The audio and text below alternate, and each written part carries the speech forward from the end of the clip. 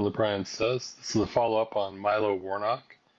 Um, it's now been approximately a little over 4 months and counting since Milo Warnock was killed at IDOC's Idaho State Correctional Center in G Block. If you're unfamiliar with G Block, it would be perhaps described as max light, as in maximum security light. It's not exaggeration that those who are in G Block are just a few steps away from being placed in max. This is where the most dangerous offenders are placed, in max and in G Block at ISCC. FYI, Mr. Warnock was never dangerous in any manner. He was placed in a dangerous situation with zero care or concern for his safety.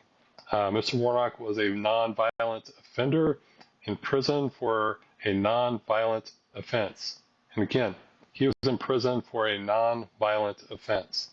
It's also not exaggeration that at every step, see the segment regarding this for Mr. Warnock. Mr. Warnock was treated in a manner not consistent of anything other than criminal negligence by IDOC. So let's recap. Keep this in mind on this recap.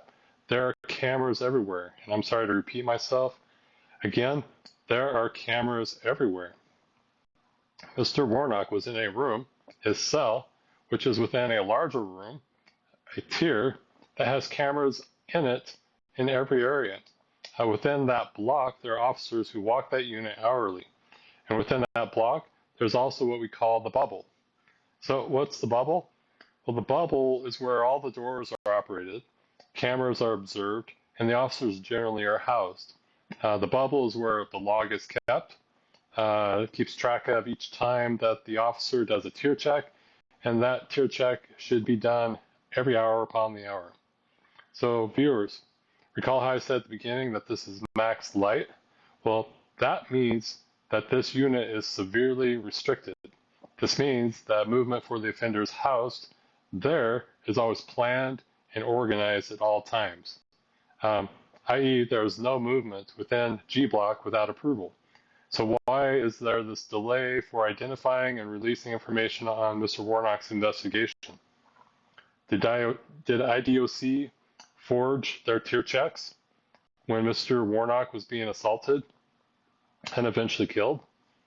Did staff let offenders into Mr. Warnock's cell on purpose? Yes, that does happen. It is without saying, but it needs to be said, Mr. Warnock and his family deserve much better. IDOC is saying to the family, in time that we have a suspect, it's not ever going to be justice for the Warnocks. Not for Mr. Warnock, not for his family. Not without some wholesale changes. IDOC saying that would mirror Idaho, the state of Idaho, basically saying, hey, we protect our children while leaving the mechanism in place that protects the abusers. And yeah, this is currently happening, of course. So we are, again, not going to address the core issue around Mr. Warnock. What is that core issue? It's IDOC.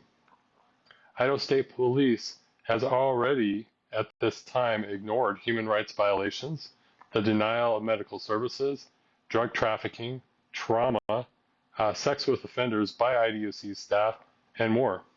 So to presume, even at this time, that Idaho State Police would actually seriously investigate this and come up with a timely resolution absolutely is too much to ask. And at this over 4-month mark, it is becoming extremely clear. So this just continues a pattern of IDOC not being held accountable. And this continues as well, this lack of accountability, with those at the Capitol. There is zero interest in them in investigating this criminal negligence which continues to occur within IDOC, which, what does it do? It costs everybody. It costs taxpayers, it costs people their lives, their ability to work, everything. So Milo Warnock and his family, they deserve much better.